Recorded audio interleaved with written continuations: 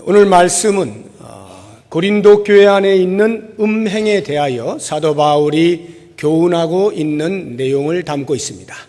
이미 고린도전서 5장에서 한 부분을 우리가 보았습니다.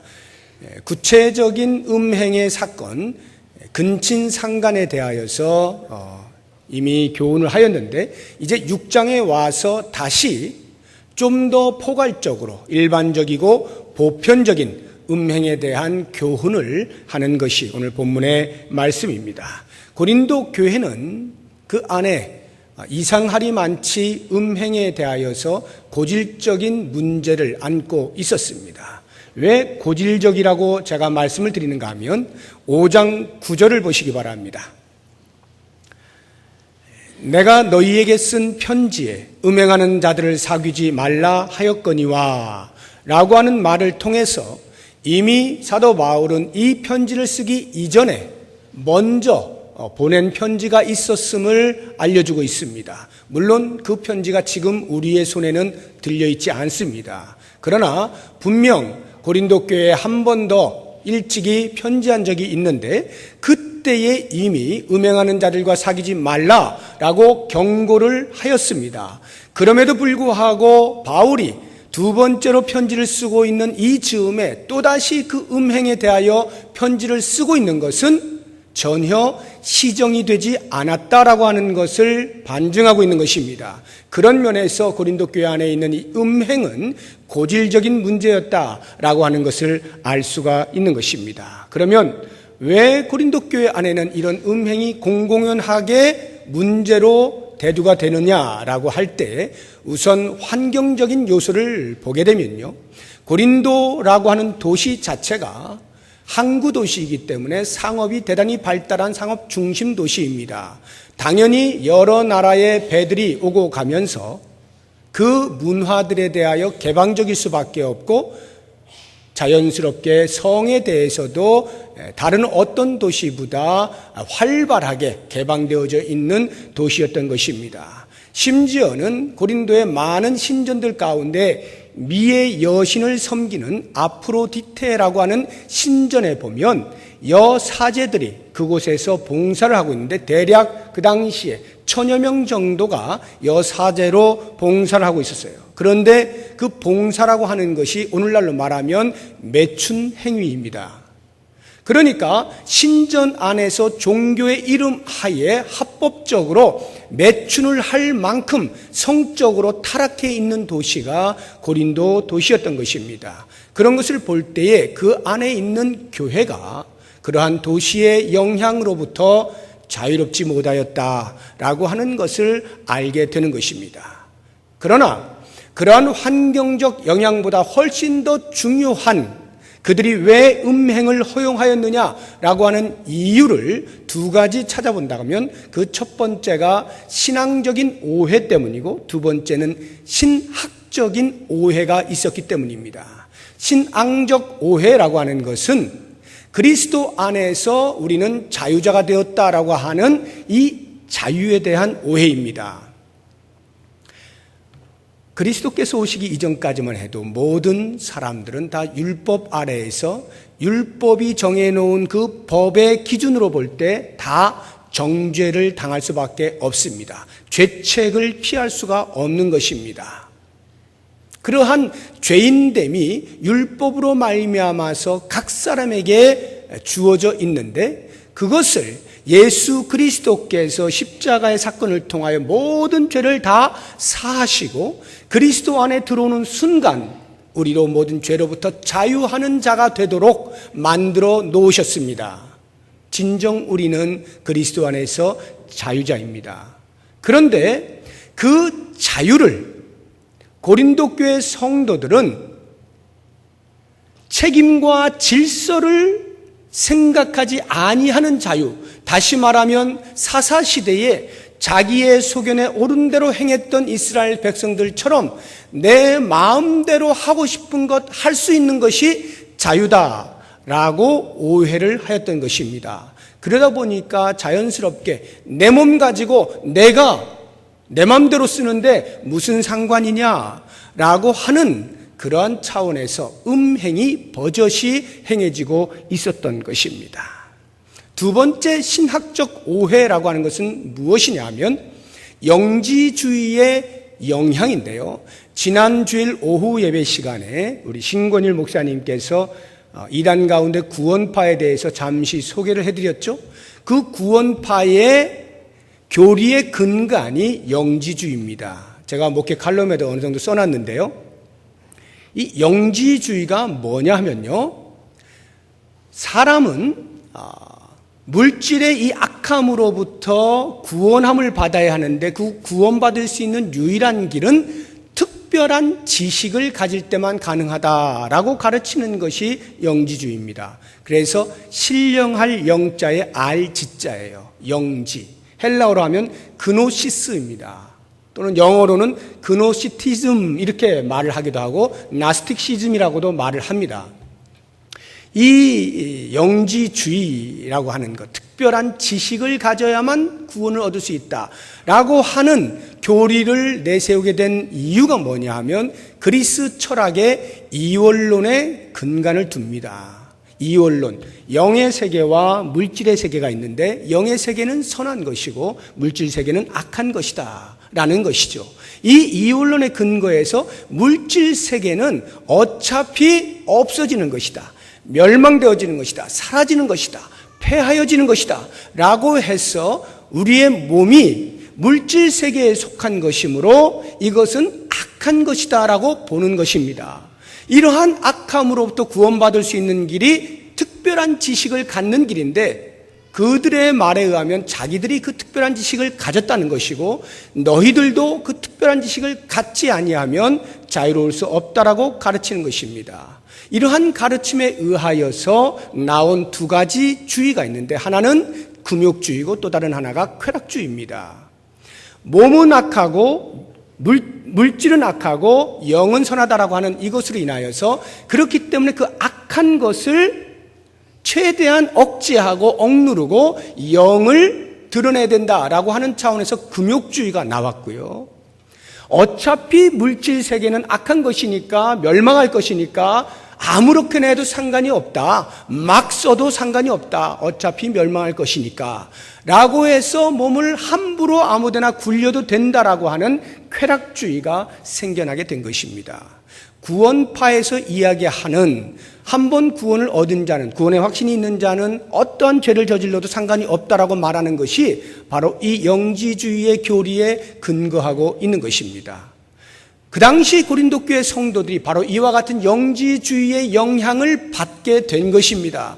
그래서 안 그래도 그리스 철학 가운데에서 철학에 도취되어 있는 사람들이 이런 영지주의의 영향을 받은 데다가 그리스도 안에서 자유자가 됐다라고 하니 이 모든 것을 합하여 보니까 내가 내 몸으로 음행을 저지른다 하여도 아무런 문제가 되지 않는다라고 생각을 했던 것입니다. 그래서 공공연하게 교회 안에 음행을 저지르는 자들이 있음에도 불구하고 아무런 제재를 가하지 아니하고 버젓이 같이 성도의 이름을 가지고 생활을 했던 것입니다.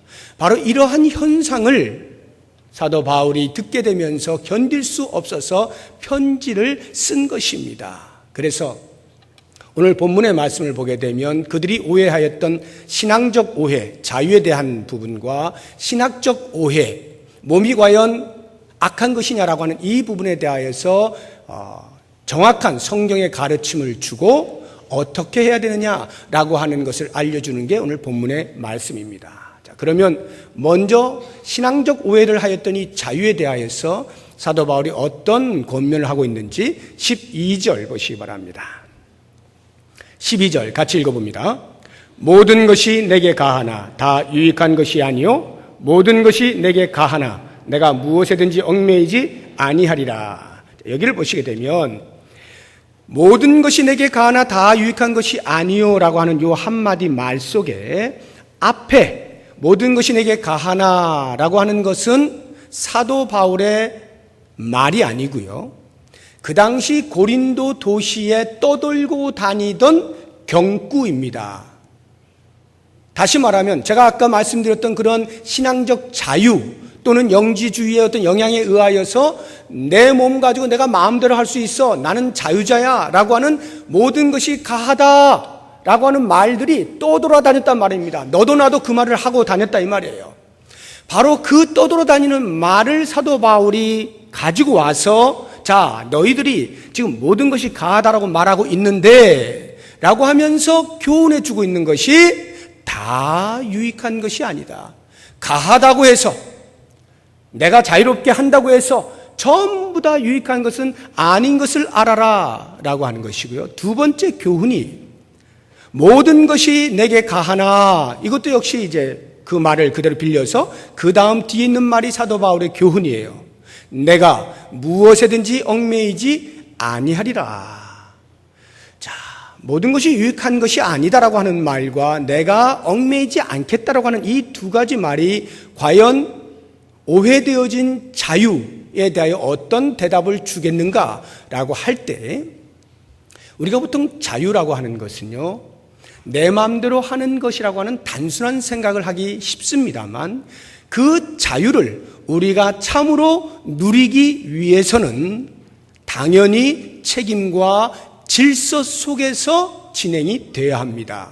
만약 책임과 질서를 벗어나게 되면 더 이상 그것을 자유로 하지 아니하고 방종이라고 말을 합니다.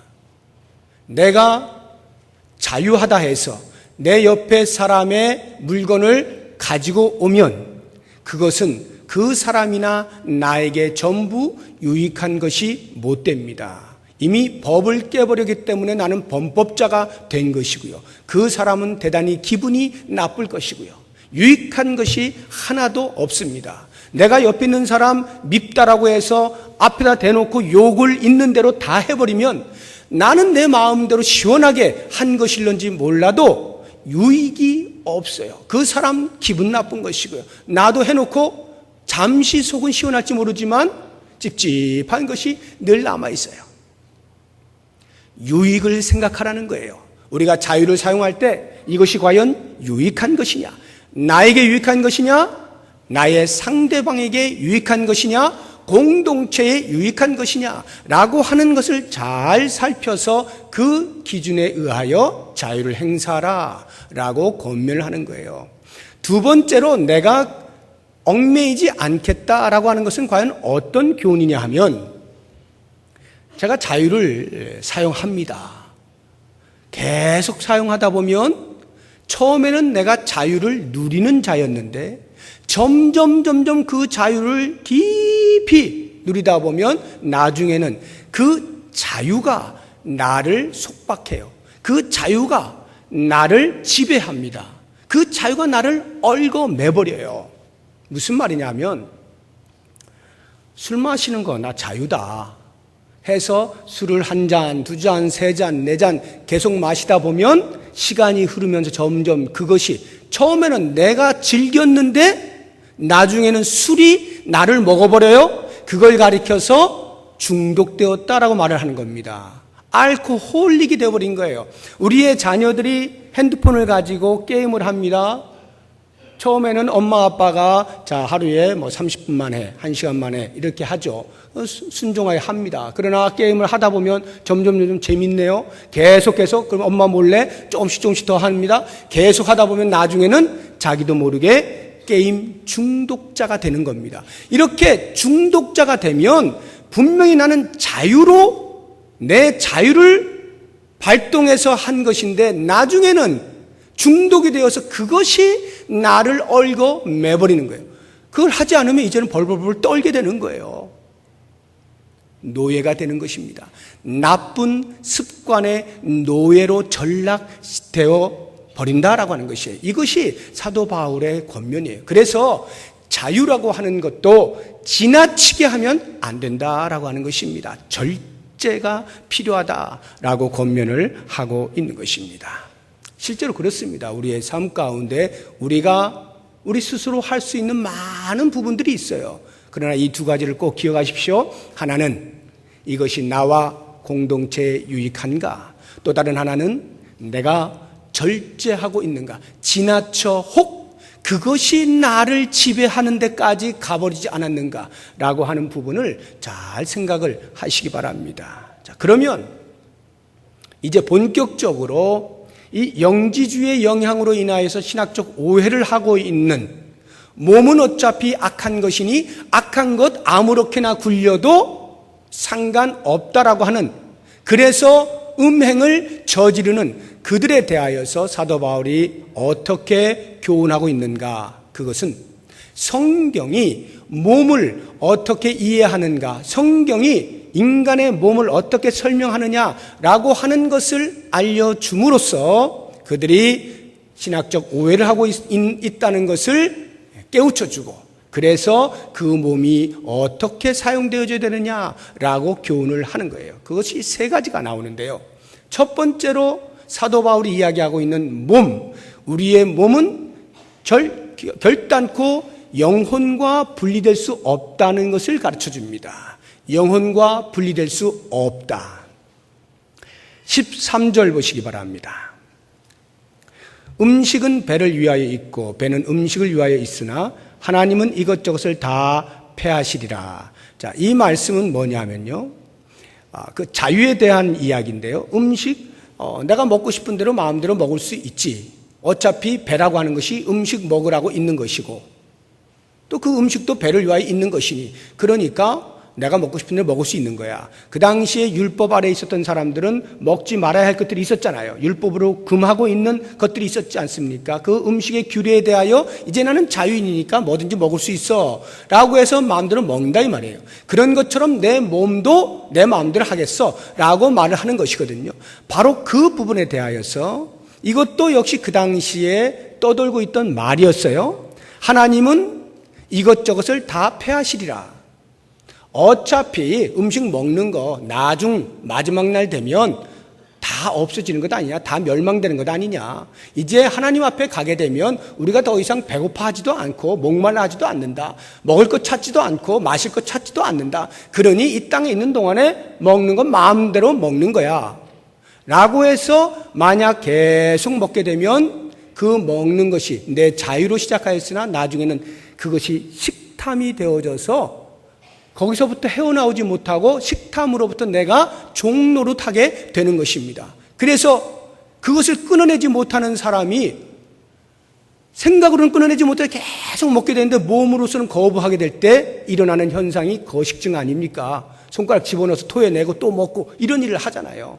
이런 엄청난 일들이 일어난다는 거예요. 바로 그것을 빗대어서 그 다음 말씀을 보면, 몸은 음란을 위하여 있지 않고 오직 주를 위하여 있으며 주는 몸을 위하여 계시느니라.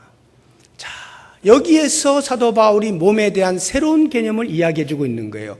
몸이 음란을 위하여 있다라고 생각을 하고 있는 거예요. 몸은 어차피 악한 것이니까 음란과 함께해서 상관이 없다라고 생각하는 그들에게, 그렇지 않다. 몸은 절대로 패하는 것이 아니다. 몸은 멸망받는 것이 아니다. 몸은 악한 것이 아니다. 영혼과 분리될 수 있는 것이 아니다. 왜냐하면 주님께서 몸을 위하여 계시기 때문이다. 이렇게 가르쳐 주는 거예요. 이게 무슨 말이냐 하면, 예수님께서 우리 인간의 구원을 위하여 십자가에 못 박혀 죽으시지 않습니까? 그 십자가에 못 박힌 사건이 우리의 영혼만을 구원하기 위하여 못 박히신 것이 아니라는 거예요. 우리의 영혼과 육체를 합하여 구원하시는 행위다라고 하는 것입니다. 분리할 수가 없어요. 헬라어에 몸이라고 하는 단어가 두 개의 다른 단어가 있습니다. 하나는 소마라고 하는 단어고요. 또 다른 하나는 사르크스라고 하는 단어입니다. 이 두 단어가 차이가 있어요. 사르크스라고 하는 단어는 우리가 지금 우리 몸을 보는 이 껍데기, 이 육체를 말하는 것입니다. 아주 쉽게 이야기하면 고깃덩어리, 이거를 사르크스라 그래요. 소마라고 하는 것은 영혼과 분리될 수 없는 전 인격적 존재를 의미할 때 소마라는 단어를 씁니다. 똑같은 몸이지만 달라요. 사도 바울이 지금 이야기하고 있는 몸이라고 설명하는 것은 전부 소마입니다. 다 소마를 쓰고 있어요. 그럼으로써 사도 바울은 우리의 몸이란 영혼과 분리될 수 없는 것이고 예수님께서 우리의 구원을 위하여 죽으실 때 우리의 영혼과 이 몸 전체의 구원을 위하여 십자가에서 죽으신 것이다 라고 말씀해 주는 거예요. 그래서 14절을 보시면 하나님이 주를 다시 살리셨고 또한 그의 권능으로 우리를 다시 살리시리라. 하나님께서 예수님을 십자가에 죽으신 채로 놔두시지 아니하시고 다시 부활을 시켜주시지 않습니까? 다시 살아나게 하시잖아요. 그런 것처럼 우리도 다시 살아나게 될 거예요. 다시 말하면 죽으면 우리의 몸은 끝나는 것 아니냐, 흙으로 돌아가는 것 아니냐라고 할 때 그 흙으로 돌아가는 것은 싸륵습니다. 소마는 흙으로 돌아가지 않습니다. 그러면 어떻게 되느냐? 마지막 날 주님이 다시 오실 때 그때 소마인 우리의 몸은 부활합니다. 그러나 그 부활이 지금 우리가 보는 이런 육체적 몸은 아니고 변화된 몸이에요.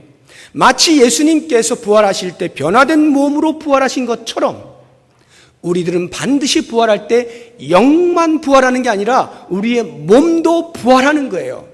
그것은 이제 고린도전서 15장에 가면 더 자세히 나오니까 그때 말씀을 드리고 이렇게 우리의 몸이 변화된 몸으로 부활하게 될 것이기 때문에 그래서 사도 바울의 말이 뭐냐 하면 그러므로 너희는 너희의 몸으로 로마서 8장 23절에 보면 너희 몸의 속량을 기다려라 라고 표현하고 있거든요.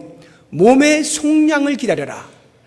다시 말하면 몸이 완전한 구원이 이루어질 때까지 변화된 몸으로 구원받을 때까지 이 땅을 사는 동안에 이 몸으로 성화의 삶을 살아라 이 말이에요. 그 완전한 구원이 일어날 때까지 계속해서 우리의 몸이 성화를 향하여 나아가야 된다라고 가르치는 거죠. 이렇게 영혼과 우리의 몸이 분리되지 아니하는 성경의 가르침을 통하여서 그들에게 더 이상 몸을 함부로 굴려도 된다라고 하는 생각을 파하게 되는 것입니다.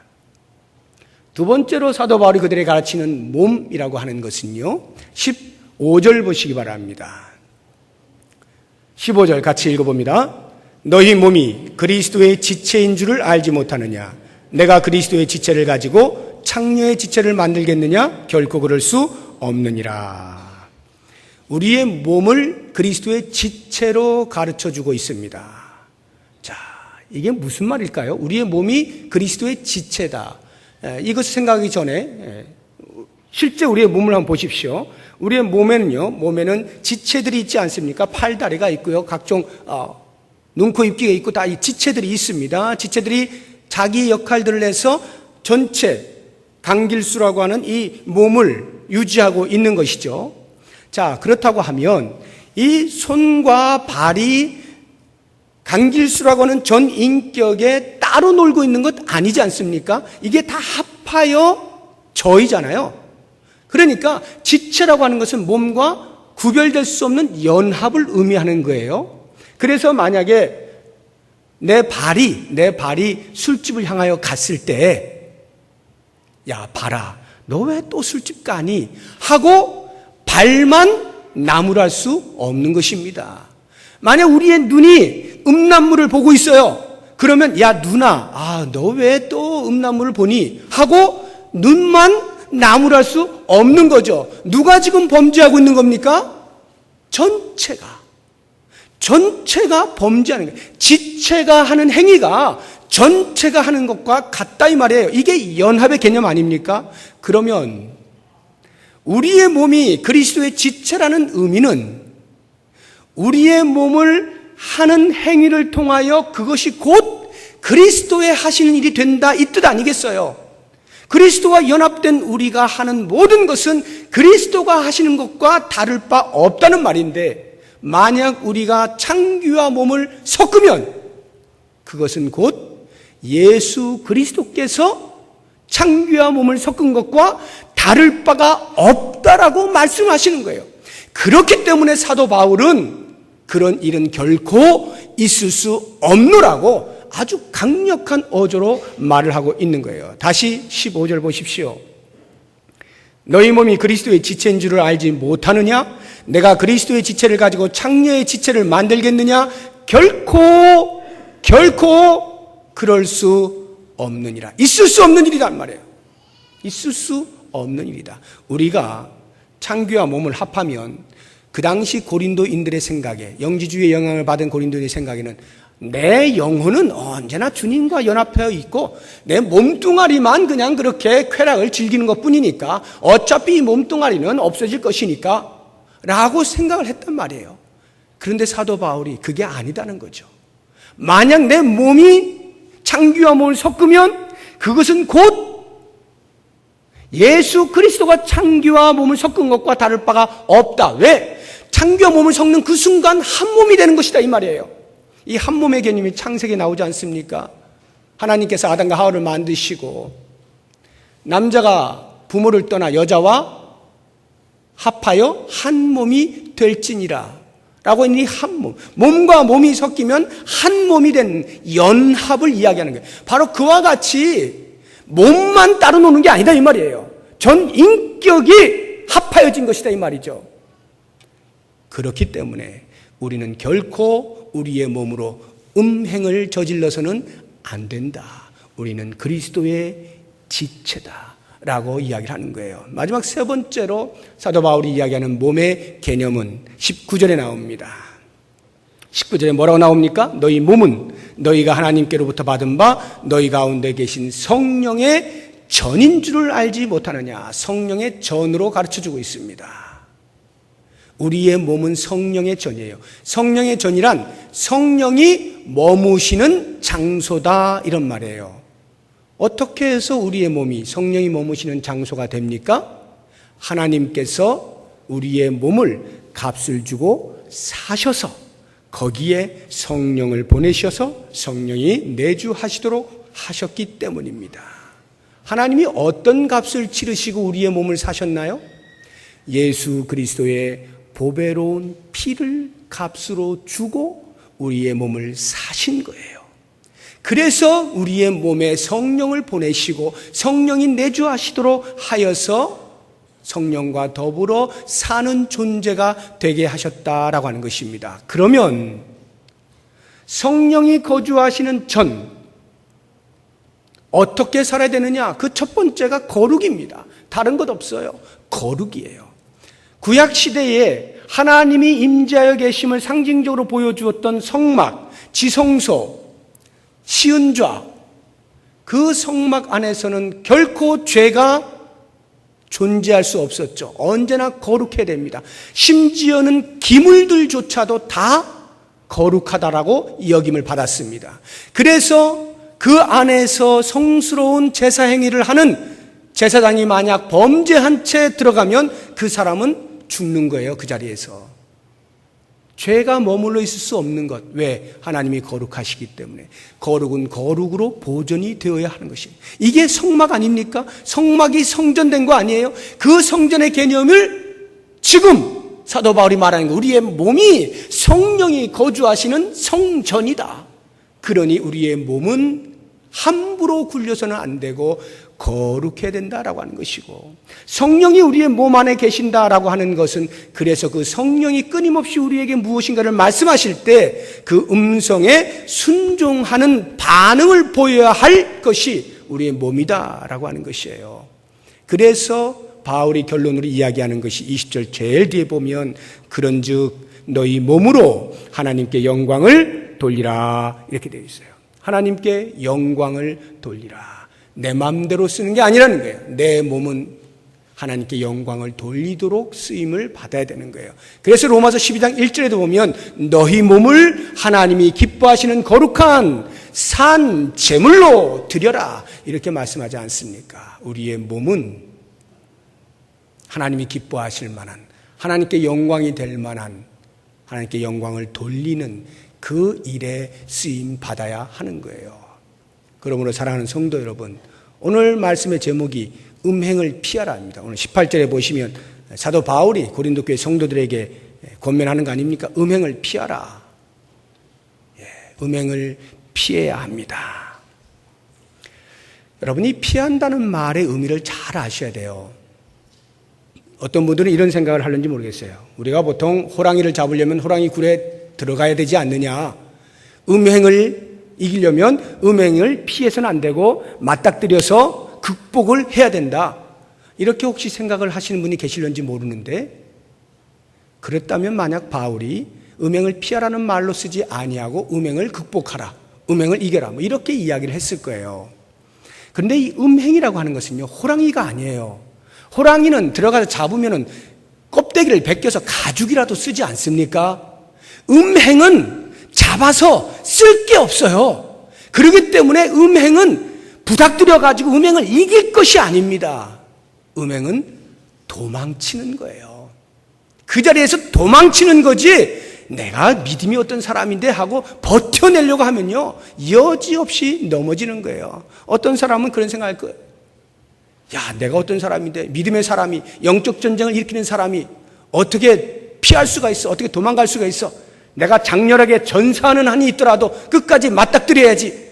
혹시 이런 생각을 하신다면 다른 영적 전쟁에서 그렇게 하시고 음행에 대해서는 그렇게 하시면 안 돼. 왜냐하면 사탄이 음행을 통하여 우리와 영적인 전쟁을 벌일 때요, 그래 나는 장렬하게 전사하겠노라, 절대로 너는 나를 잡아먹지 못할 거야 하고 버텨 서 있으면요, 사탄이 아이고 저놈 하고 탁 죽이질 않아요. 만약 죽이면 그래도 음행을 견디다가 죽은 순교자라도 되죠. 근데 사탄은 절대로 죽이질 않는다니까요. 사로잡습니다. 그래가지고 자기도 모르는 사이에 서서히 그 음행의 노예가 되게 만들어요.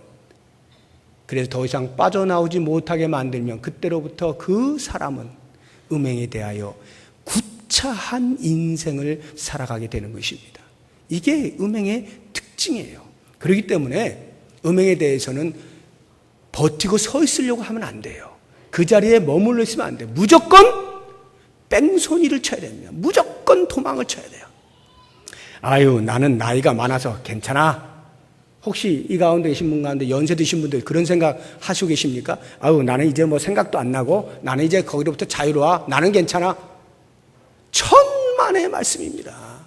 이 성욕은요, 우리의 식욕이 본능인 것과 마찬가지로 성욕은 본능이에요. 물론 나이가 들어가면 점점 감퇴하는 것은 있습니다만 없어지지 않습니다. 그래서 신문지상에 보면 70이 넘었고 80이 넘었는데도 성추행을 하는 그런 기사들이 나오지 않습니까? 70이 넘고 80이 넘었는데도 바람 피우는 일이 있지 않습니까? 이게 성욕이에요. 무서운 겁니다. 그러니까 나는 어떠니까, 나는 이러니까 괜찮을 거야 라고 생각하는 그 순간 나는 이미 졌다라고 보면 됩니다. 무조건 그 자리에서 도망쳐 나와야 돼요. 도망쳐 나와야 돼요. 어떤 사람이 저한테 그런 이야기를 하더라고요. 요즘은 시대가 너무 음란하고 음란한 것들이 너무나 많이 있어가지고 맘만 먹으면 누구나 다 음란물 볼 수 있고 맘만 먹으면 다 죄를 지을 만한 그 정도로 지금 노출된 세상이다라고 말을 하더라고요. 근데 저는 그렇게 생각지 않아요. 그것보다 훨씬 더 악합니다. 세상은. 요즘은요, 맘먹어서 찾아가지는 게 아니에요. 내가 맘먹지 않았는데도 막 찾아와요. 그렇지 않습니까? 여러분 혹시 이메일 쓰시는 분들 계시면 이메일, 저는 하루에도 얼마나 많은 그런 종류의 메일이 오는지 몰라요. 오빠 뭐 어쩌고저쩌고. 스팸 메일로 처리하는 것마다 수도 없습니다. 전혀 제가 원하지 않는데도 불구하고 끊임없이 사람들은 제 정보를 다 가지고 있어요. 핸드폰으로도요. 저는 거의 이 핸드폰 쓰지도 않는 사람인데도 가끔씩 보면 어처구니 없는 일들이 막 나타나고 있어요. 내가 원하지도 않는, 내가 찾아가서 들어가지도 않는데도 불구하고 그냥 막 떠 있어요. 여러분, 우리의 자녀들, 그 스마트폰 가지고 있는 우리의 자녀들 절대로 자유롭지 못하다는 것 알고 계셔야 됩니다. 우리 애들은 아무것도 모를 거야. 천만의 말씀입니다. 초등학생도 다 압니다. 정도가 차이가 있는 것뿐이지 다 보고 있어요. 그냥 막 뿌려져 있다니까요. 이게 오늘날의 세상이에요. 음란의 영이 미치지 못하는 것이 없을 만큼 지배하고 있는 것이 이 세상입니다. 그렇다고 하면 아니 그러면 우리의 그러면 이 성욕을 어떻게 하란 말인가? 본능이라고 한다면서 이 성욕을 어떻게 하란 말인가? 그래서 하나님께서 결혼이라고 하는 아름다운 제도를 허락해 주셨잖아요. 성이 얼마나 아름다운 것인지 얼마나 귀한 것인지를 알게 하시기 위해서 결혼이라고 하는 제도를 다 마련해 주셨잖아요. 그래서 그 테두리 안에서 책임과 질서 안에서 자유를 누리게 해주셨잖아요. 그것을 넘어서게 되는 순간부터 그 자유는 깨지게 되는 것이고 성욕으로 죄악으로 치닫게 되는 거예요. 그래서 먼저는 우리 자신들부터 이것으로부터 깨끗하기 위하여 노력을 해야 하고 우리의 자녀들이 이것으로부터 자유롭지 못하다는 것을 깊이 인식하시고 어떻게 이들에게 아름다운 성을 가르쳐주고 아름다운 성을 보존할 수 있는 법을 배우게 하고 그것이 결혼이라고 하는 제도 가운데서 얼마든지 황홀하게 아름답게 묘사될 수 있다라고 하는 것을 가르쳐 주어야 하는지에 대한 책임이 우리에게 있어요. 이 자리에 앉아 계신 여러분들 음란물을 보았다거나 아니면 음행을 저질렀다거나 하는 데에서 그리 쉽게 자유한 분이 없을 겁니다. 지난주에 제가 집사님하고 상담을 하는 중에 이 음란과 관련되어진 이야기를 하는데요.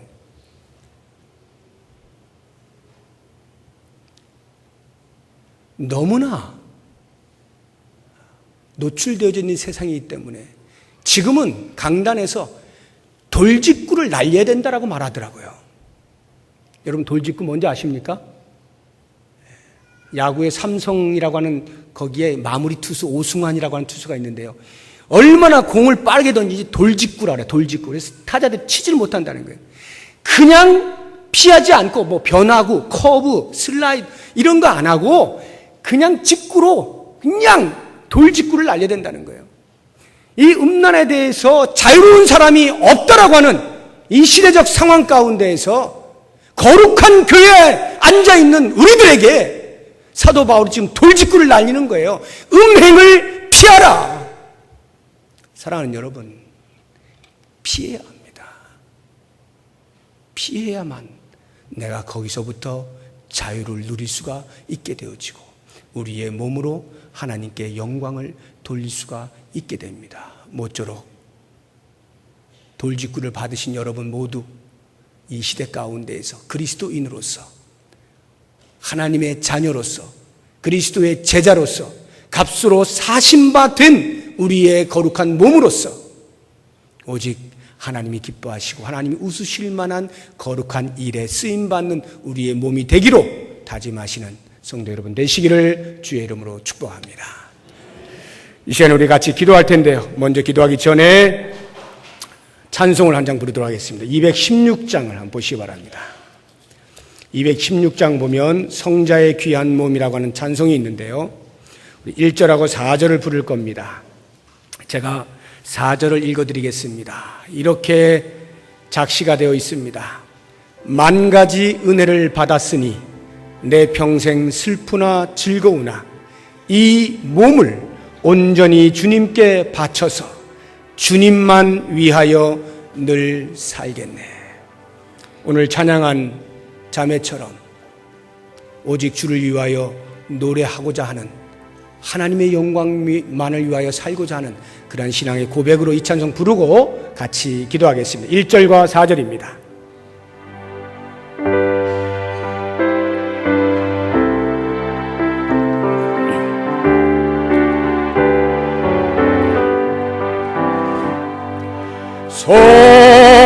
성자의 귀한 몸 날 위하여 버리신 그 사랑 고마워라. 내 머리 숙여서 주님께 비는 말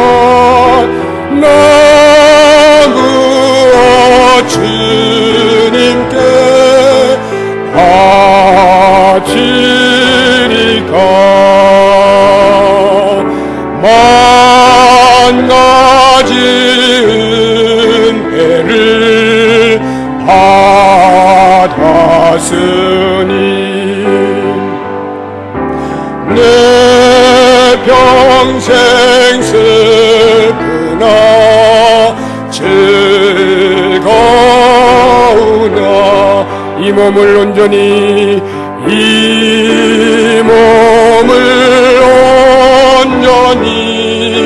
주님께 바쳐서 주님만 위하여 늘 살겠네.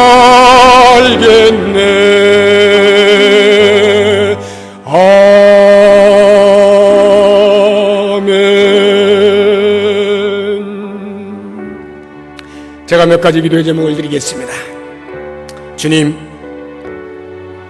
외부로부터 다가오고 있는, 어쩌면 우리의 마음속으로부터 다가오고 있는 음행의 유혹을 뿌리치고 도망칠 수 있는 용기를 주옵소서 기도하시고요.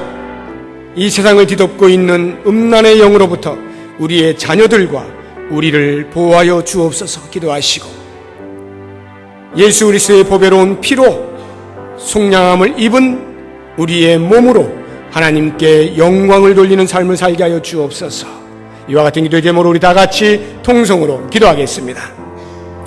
하나님 아버지, 주의 말씀을 통하여서 우리들에게 이 시대에 꼭 필요한 말씀들 도전하여 주시니 감사합니다. 심히 두렵고 떨리는 마음으로 이 말씀을 대합니다. 그 어떤 누구도 성령으로부터 자유롭지 못하고 온갖 음란의 영들로부터 자유롭지 못한 이 시대를 살고 있는 우리에게 바울의 입을 통하여서 음행을 피하라 말씀하셨사옵나니, 오 아버지 하나님이여, 외부로부터 다가오고 있는 온갖 유혹들, 어쩌면 내 마음속에서부터 솟구쳐 오르고 있는 온갖 음행에 대한 유혹들을 뿌리치게 하여 주옵시고, 그 자리에 머무르지 않게 하시고 머뭇거리지 않게 하여 주옵시고, 피하여 도망할 수 있도록 용기를 더하여 주시기를 원합니다. 우리 가운데 스스로 자신을 지켜낼 수 있는 자가 없는 것을 알게 하여 주옵시고, 이 더럽고 흉악한 음란의 영으로부터 자유로울 수 있게 하시고 우리를 보호하여 주시기를 원합니다. 특별히 우리의 자녀들을 긍휼히 여겨 주옵소서. 어렸을 때부터 하나님의 말씀으로 거룩을 배워나가야 함에도 불구하고 이렇게 음란의 영들에 의해 노출되어져 살아가고 있는 저들에게 혹이라도 잘못된 생각들이 심어지지 않게 하여 주옵시고, 부모된 우리들이 먼저 모범을 보이게 하여 주옵시고 하나님의 거룩을 드러낼 수 있는 삶을 살게 하여 주시기를 원합니다. 그래서 우리의 자녀들이 하나님의 자녀들로서 그리스도의 보배로운 피로 사신받아진 귀한 존재들로서 모든 음란의 영으로부터 보호하여 주시고 지켜주시기를 원합니다. 우리의 몸이 더 이상 우리를 위하여 쓰임받는 것 아니라 하나님의 영광을 위하여 쓰여질 수 있는 아름답고 복된 몸이 될 수 있도록 도우시기를 원합니다. 하나님이 기뻐하시는 거룩한 산제물로 우리의 몸을 바칠 수 있는 귀한 믿음의 결단이 이 시간 있어지게 하여 주옵소서. 어린아이에서부터 노년에 이르기까지 모든 성도들의 마음 가운데 그리스도로 말미암아 새로운 피조물 된 존재임을 깨닫게 하여 주시고, 성령을 모시고 사는 성령의 전으로서 예수 그리스도의 지체된 자들로서 조금도 부끄럽지 아니하게 오직 하나님께 영광을 돌리며 사는 아름다운 삶을 살게 하여 주시옵소서. 싸우며 예수님의 이름으로 기도드립니다. 아멘. 하나님 아버지, 심히 부끄러운 마음으로 주의 말씀을 대합니다. 우리에게 있는 모든 음란의 영을 제하여 주옵시고, 그 자리에서 쾌락을 즐기고자 하였다면, 혹이나 머뭇거리고자 하였다면, 혹이나 내가 이길 수 있지 않을까라고 생각하였다면, 이제 주의 말씀을 통하여 우리가 볼 때마다 그 음행을 피하게 하시고 도망치게 하여 주셔서 우리의 몸이 거룩을 유지할 수 있도록 인도하여 주시옵소서. 예수 그리스도의 지체된 우리의 몸, 성령을 모시고 사는 우리의 몸으로 비록 자유하다 하나 내 마음대로 쓰는 것 아니요 오직 하나님께 영광을 돌리는 일에 쓰임받을 수 있는 우리의 몸들이 되어지게 하여 주시옵소서. 특별히 우리의 자녀들을 긍휼히 여겨 주옵시고, 이렇게 노출되어져 있는 시대 가운데에서 하나님께서 만드신 아름다운 성을 부모들을 통하여 잘 배울 수 있게 하여 주옵시고, 왜곡되게 배우지 않게 하여 주옵시고, 아름다운 것을 보존하며 존귀히 여길 수 있는 마음들로 하여 주옵시고, 오직 주의 뜻 안에서 참된 행복을 누리며 모든 더러운 음란의 영으로부터 자유로울 수 있는 귀한 복을 허락하여 주시옵소서. 예수님의 이름으로 기도드립니다. 아멘.